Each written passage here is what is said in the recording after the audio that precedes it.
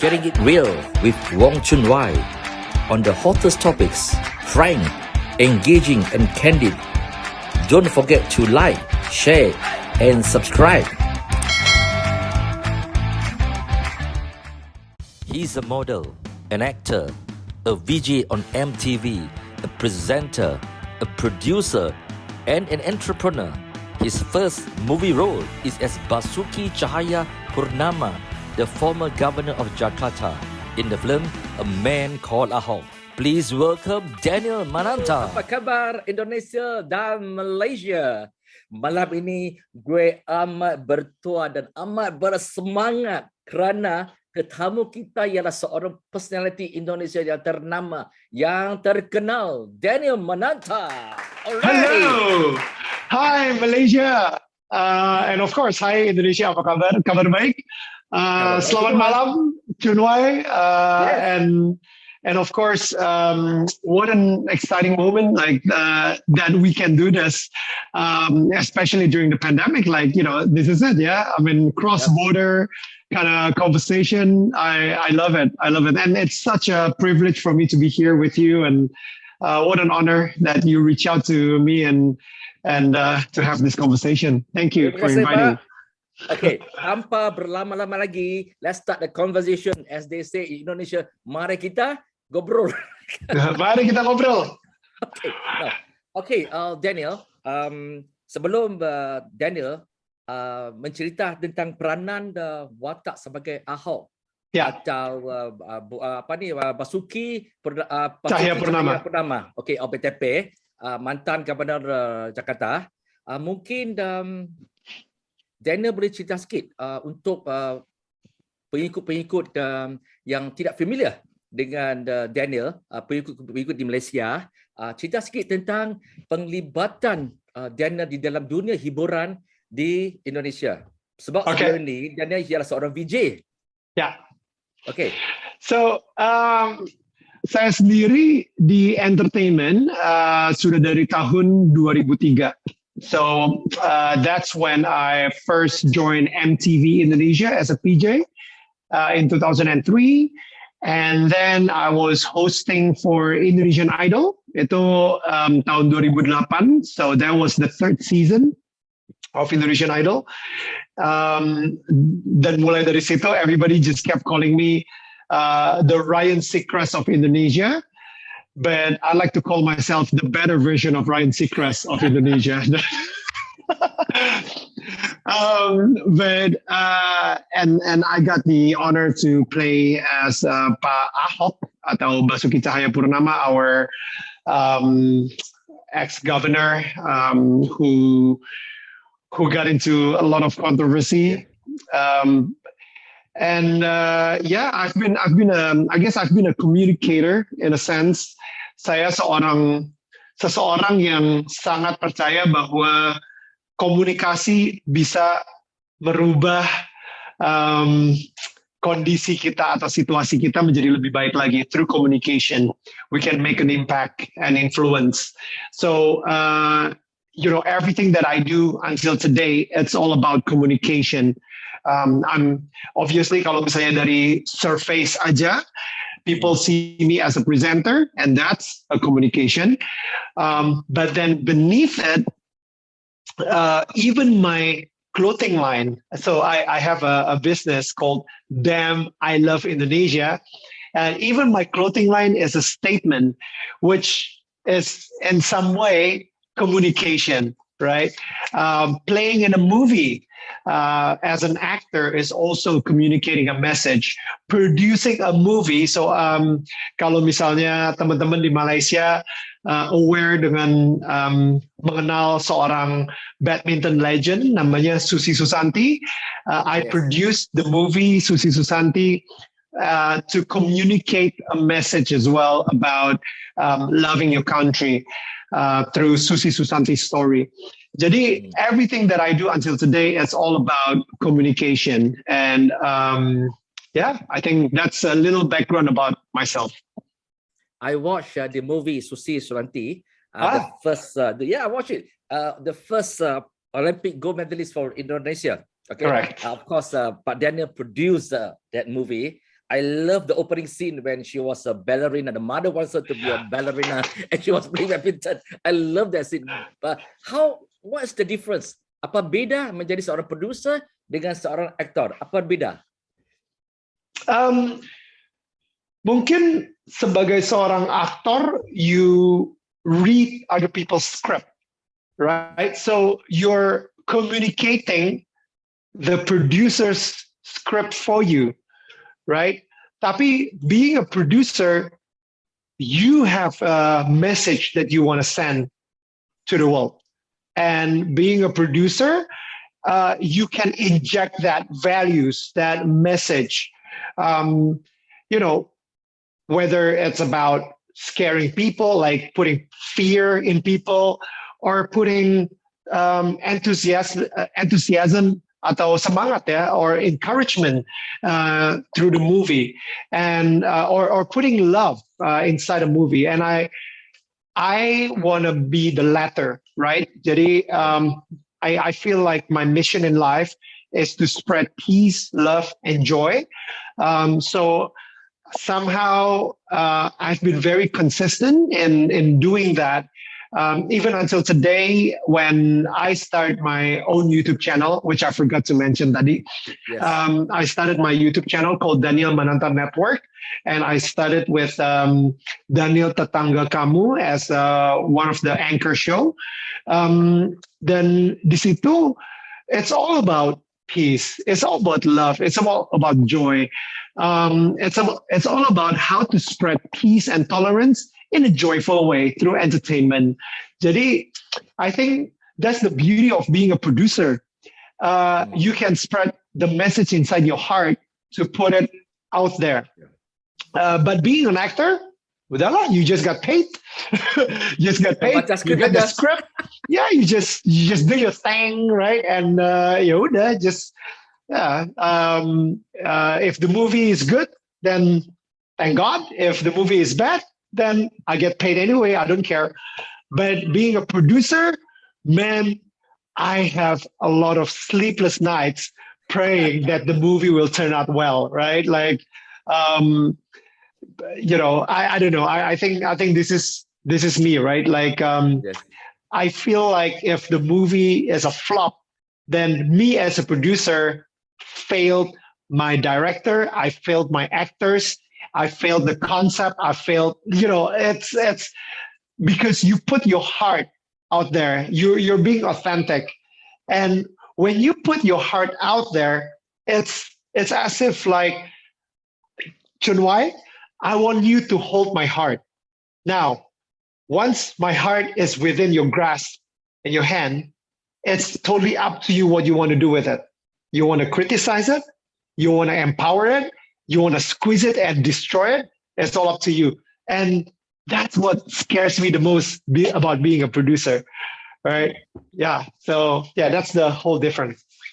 Playing Ahok, was it a difficult role? I mean, it's a meaty role. It's a heavy role. This is the big man in Indonesia, and not just Indonesia, around ASEAN and many parts of the world. They know this man Ahok. He was always the angry man. Okay, I mean, for me in Malaysia, I'm looking at his video. I'm looking at YouTube. Wow, he's angry. He's scolding people all the time. And I mean, it seems to be like a totally different persona from Ahok. How did you prepare for the role? And what was your reaction when you were asked to play Ahok?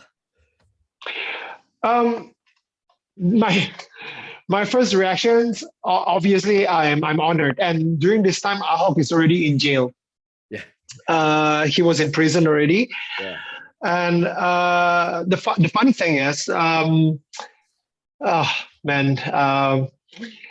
so I have a brand called Damn I Love Indonesia, and there was a press conference that I had to do to explain what Damn I Love Indonesia is all about. It's for an event.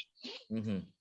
5 minutes before my presentation, before I went up on stage to give a presentation about what Damn I Love Indonesia, what is the heart behind it. 5 minutes before my presentation, there was a breaking news that Ahok went into prison. Right? That was the breaking news. And And I noticed that my breathing changed. And as I went up on stage, I have to talk about loving Indonesia through my streetwear, having, being patriotic and loving Indonesia no matter what. I felt like a hypocrite. And I started crying on stage in front of all the media. And I'm like, I just cannot believe it. The Indonesia that I love so much is doing this to the governor that has like all this good intention for this country, for the city. And I just cried. Okay.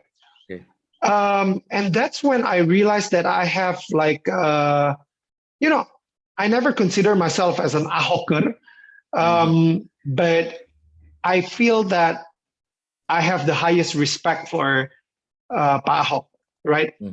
Of his movement, of how he wants to make Indonesia, or Jakarta at least, to become a better place. And we've seen that. We've seen that in his work. Yeah. And so when I got that the role, like when I was offered the role, at first I was really honored, and second, I don't know if I can ever represent him. Not because of my acting skills. I feel like because of him as a character, as just this persona, as like, so then when I talk about it with my wife, she's like, I think you're the only person who can play him. And I'm like, what? She put that boldness, that courage inside of me, saying that you're the only person, Daniel. Your life journey is very similar. We can tell that he loves God so much, and you are in that journey of loving God so much as well. So, you're the only person who can play him. When I talk to my parents about it, my parents will go, don't take it. Don't be crazy. He's in prison right now. You're a celebrity. You're in the entertainment state of your career. You're gambling with your career. Don't even think about it. Just avoid it. Be safe. Be comfortable. Be comfortable in your entertainment role as the host of Indonesian Idol. That night, I remember I was with my wife. We prayed about it, and my wife said, I really have peace in my heart that you should play the role. No matter what happens, God will take care of us. So then I took it. I went to the audition. I failed the audition really bad. But then I called the director again. Hey, give me another chance. But this time I want to prepare myself better. So I started wearing what Ahok was wearing. I started listening to Chinese songs. I put on glasses, even though I don't need glasses. I became Ahok for 2 weeks before I went into the next audition. Okay. So then I start speaking like Ahok, like I did his voice and all that, right? And every time I did his voice, and then I hired an acting coach as well to help me with the character. And this is for audition. There is no confirmation that I will get the role, right? And while the director is still auditioning other cast, other celebrities, other actors, I was in that process of doing that. So in the end, when I went into the second casting, I came in as Ahok. He did not see Daniel anymore. He saw Ahok already. And that's what he told me, afterwards, after we shot the movie. And sure enough, I got the role. It was such an amazing journey shooting the movie as well. We went to Belitung Yes. and by the way, we did not see Ahok at all because we're not allowed to visit prison to see him. Okay. So we did not, all I have with me is just his YouTube clips, right? So I can only work from that. I did verbatim basically what he said on YouTube, and I just keep practicing that again and again and again, and becoming him basically.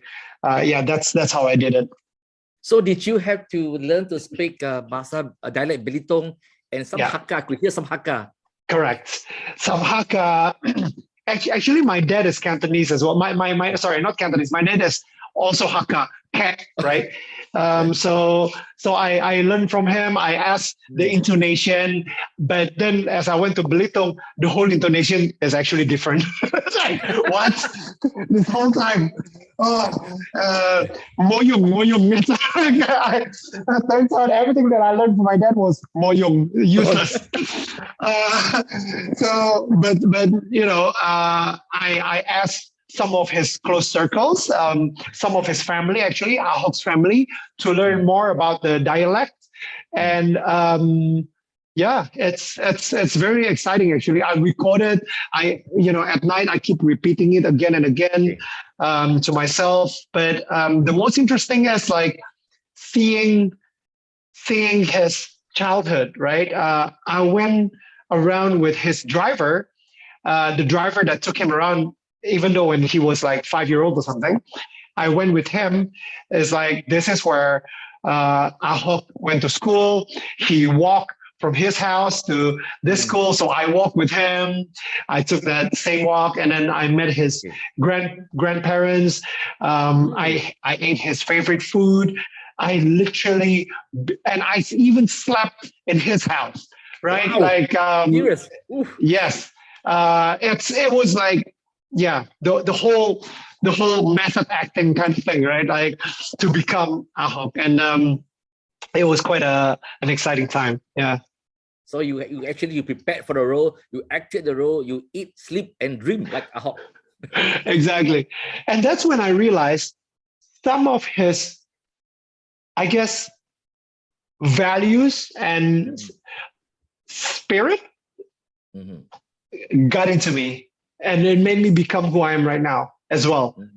I am not the same Daniel after I took on that role. Okay. There is a bit of Ahok inside of me as well. Okay. Yeah.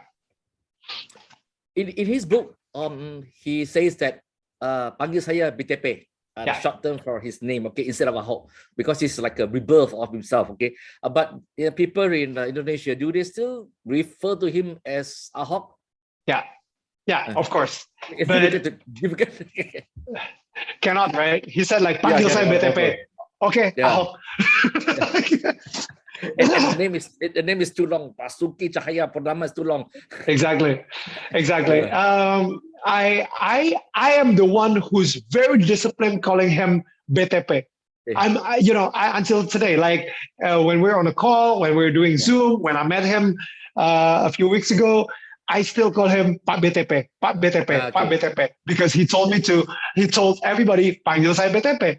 But then over lunch, he said, "You know what, Daniel? Even I feel weird. Just call me Ahok." Okay, fine. What did he think? What did he think of the movie that I saw the interview that you did with him after the show? Okay, when you met him for the first time, and he gave you this big book to read about him. Ini buku, Pak Daniel kena baca dan prepare research sebelum interview saya. Okay, what was his reaction of the movie? I don't know, right? Like CNY, for example, if someone make a movie about you, where what would you think, right? You probably get like, I would have very high standards. Yeah, exactly. So he kept saying, "Man, the voice is very similar." He just kept saying that. He kept repeating that over and over again. But I don't know, because to be honest with you, I realized the movie is really not about him. The movie is really about his father. Right. You're right? right. And of course, my Malaysian friend Chew Kim Wai had all the best role. Exactly. It's all about his father. It's not about Ahok. Yes. You know, we had an award, right? A movie award. Yes. In Indonesia. The movie is called A Man Called Ahok. And the best leading role goes to Denny Sumargo, who played my father. I'm like, hey, that doesn't make sense. Isn't the leading role, the movie, even the title of the movie is called A Man Called Ahok, but how come you're the one who win the leading role?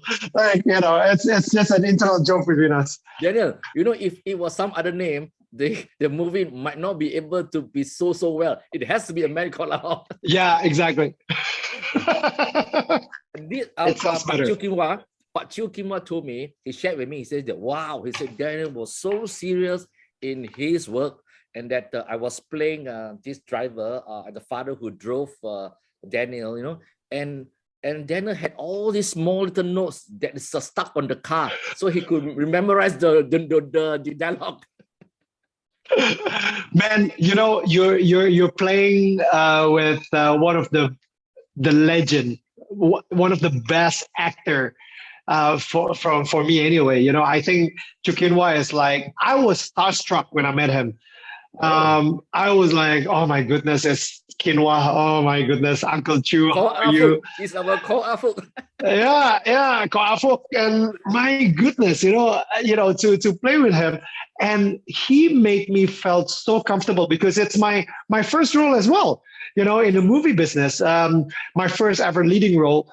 And he made me so comfortable. And he's like, you know what? Everybody has their own method. Just do your thing. And and we grow like, I just love him. It's I'm so grateful that I get to play with someone who's as experienced, someone who's such a legend as Chew Kim Wai in my eyes. Yeah. Daniel, but I feel sorry for Jenny Chang Wiranata because that her role has been minimalized. Yeah, that's it. Okay. All right, Daniel. I want to talk a bit about your personal life. I mean, your lovely wife, Viola Maria. When you first got married, you kept her out of the picture. You kept a very low profile of her. What made you decide to make her to be part of your videos and all the shootings or everything else? I guess what I learned, there's always different seasons in life. So in that season of time, turns out the first 7 to 8 years of our marriage, it was tough. It was tough. There were so many turbulences. Yeah. And, Viola was not comfortable to be in front of the camera as well. Okay. And she chose to be out of the spotlight. So I respect that decision. And at the same time, whenever the media asked me about me being married, I just said that I just want to keep my private life private. The profession, the public life is this. And, I want to have like a very strict boundaries between my personal life and my professional life. So my professional life is what you see, but my personal life is the imperfections that I have with, and turns out it was really hard. The first 7 to 8 years of my marriage life, it was so many turbulences. And I guess now I realize that it was building a foundation sort of for our next seasons in marriage. And today I'm very grateful because I feel now that our marriage is really strong. Then we are ready to talk about it in the open.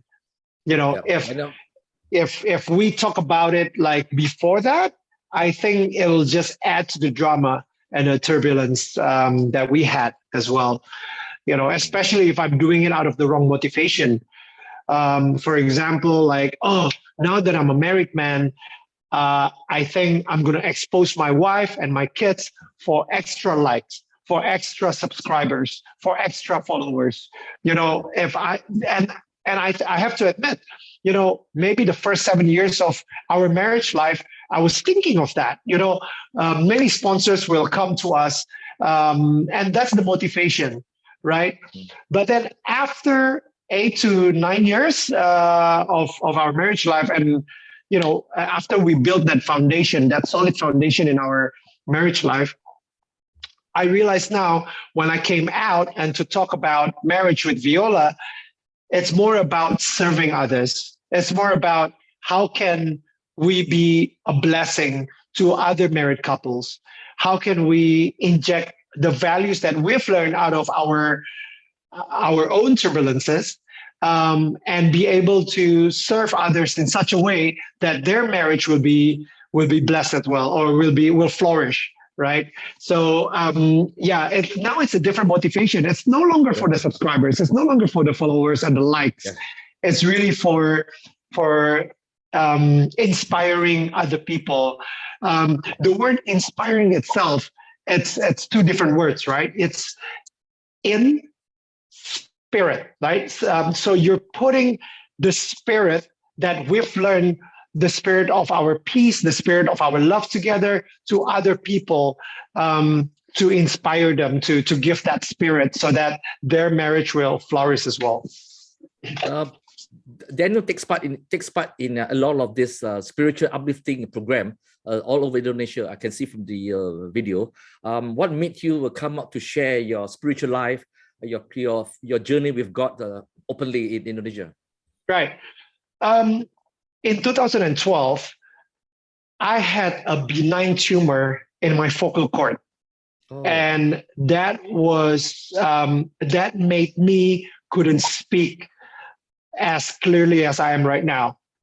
My voice become like this, right? Yes.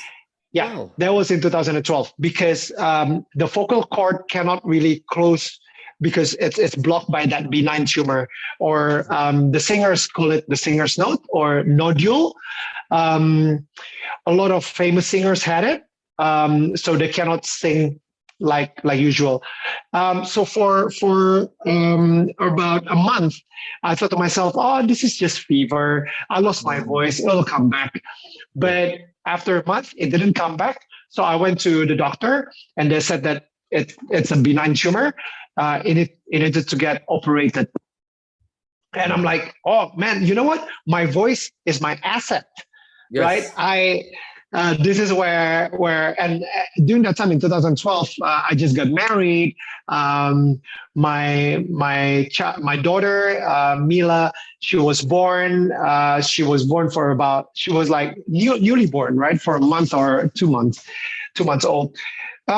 So in the end, I went to the doctor, and the doctor said, "Let's get it operated. You know, in 3 minggu lah, in 3 weeks, you'll have your voice back. No problem." So I got it operated. In 3 weeks, my voice didn't come back. Oh. And after 4 weeks, still my voice didn't come back. And that's when I realized, wow, what if it's going to be forever like this? Mm-hmm. At that time, I realized not only that I lost my voice, I also lost my identity. I've been attaching my identity with my profession as a presenter. Yeah. So if I'm not a famous presenter in Indonesia, then who am I? Mm. That's when I hit depression. Like, I didn't want to get out of my house. Mm. I feel like I want to sleep all day. I want to get through. I wish that I can just sleep all day and, you know, days just pass by fast. I wake up in the morning and I just put the blanket over my head again. I just want to go back to sleep and hopefully the next day will come again fast, right? And there was like mild depression. And my parents, my wife, saw that it's quite toxic and unhealthy. So they told me to start praying. So I prayed and I started going to church every day. I wanted to perform more. I asked God for a miracle, and it never came. Like my voice didn't come back. Like it's literally not happening. So I started donating to people. I just perform, just doing all these things so that I can have my voice back. Because during that time, I feel like God is a transactional God. If I do something, then God will be kinder to me. But that's not how God works. God works in mysterious way. God works in such a mysterious way. So one time, a really good friend of mine, a very famous celebrity from Indonesia, Sandra Dewi, she told me that maybe you should go to this evangelist, right? His name is Benjamin Ratu. He has this gift of healing while praying. So I went to him. He prayed for me. And the funny thing is, like, he asked me, Daniel, while I'm praying for you, I need you to forgive someone. And I'm like, that's weird. Okay, I'll forgive someone, whatever. I just randomly pick a friend who I had a beef with. So I started like, okay, I forgive him, but then the weird thing is I started crying. I started crying, and slowly, from trying to forgive that person, I started to forgive myself. And when that happens, I cried even more. So after the whole praying session done, I went back to my car. My voice didn't come back. It was still like, oh my God, like nothing, right? My voice didn't come back. But then when my mom asked me, how is it? I don't know why. I had this thing in my heart. I feel like there's this belief, sort of like, faith maybe, that says like, you know what? I'm already in the process of healing. So it will come back, but I have that peace. I have peace and hope knowing that my voice will come back one day, right? And my mom was like, how do you know? I don't know, but I just know, right? And I only realized it recently that, I did not have a physical healing. My situation doesn't change. My voice doesn't change. It still was lost. It still was gone. But then I had a spiritual healing. My perspective changed. And once I have that peace, my voice really did come back. In 2012, we had another season of Indonesian Idol. And in the audition part, you could probably still hear that my voice is not 100%. But then by the end of the season, we had one of the highest rating of Indonesian Idol. It even beat the first season of Indonesian Idol. And I was chosen I was nominated for the best presenter, I think for the third or the fourth time already. But then that year, I became the winner to become the best presenter in Panasonic Gobel Award in 2012. And this is what's mind-blowing. Because of that, my voice becomes so similar with Ahok's voice. So what my wife said, if it's not because of the operation, if it's not because that you lost your voice, if it's not because of the whole thing that you went through, I don't think your voice can be as similar as Ahok's voice. And that's exactly the reason why you're the only person out of 270 million in Indonesia who can play A Man Called Ahok in that movie. So you have been rewarded in different ways and in even bigger magnitude. Exactly. Exactly. Yeah. You know, the And spiritual is that the healing. reason why? Yeah. Is that the reason why after all this you have started to produce this kind of motivating talks with the various celebrities and Celebrities. personalities in Malaysia, where they share about their life, the difficulties and upbringing? Is that the reason? Yep. But then we always try to connect it with God's hands in their life. Because Yes. as I told you, that's my personal experience. And Yep. turns Yep. out there's a lot of people who have the similar Yeah. experience like that. Uh, and you know, so what I'm offering during the pandemic, when people got depressed, when people got stressed out, frustrated because of uncertainty, what I'm offering is, why don't you give God another try?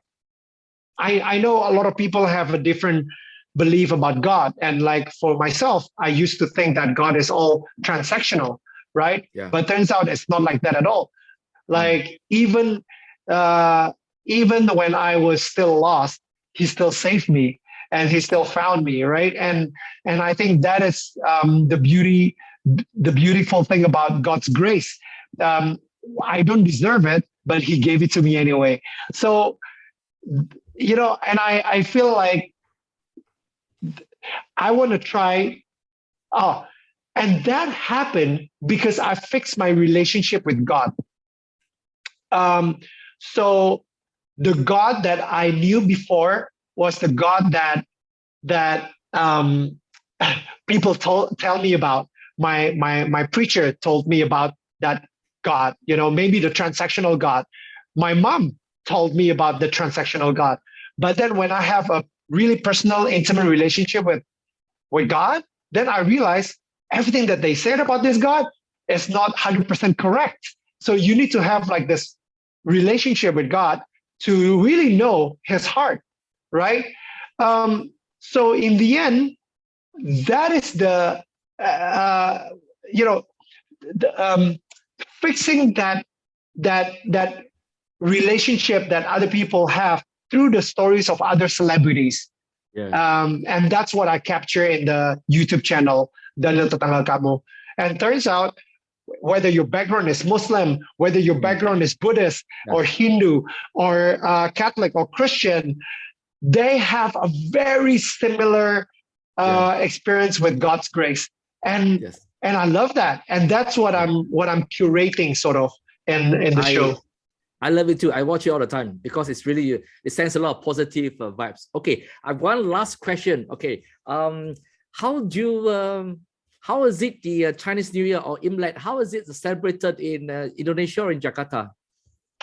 Uh, it's beautiful. We have you know, I don't know about today with the pandemic and all, but I cannot wait to spend time with my family. Yeah, we still do the kongsi pacai, and of course, you know, I'm the one throwing the ang paos. Uh, but yeah, I'm just really grateful that we can still do it. My parents are well and healthy, and Yeah. I'm grateful to be able to spend it with them again. Yeah. Okay. One final message to your followers. To the followers tonight in Malaysia. What's your message to them? Um,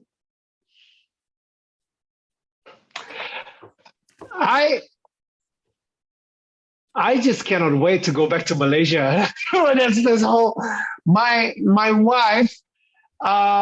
wife studied in Penang. Oh, that's my hometown.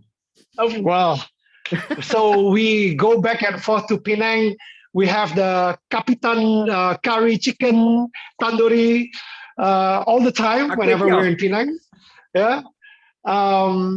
And the food there, oh man, I miss the food in Penang. Okay, the next And time you're in Penang, let me be the host, okay?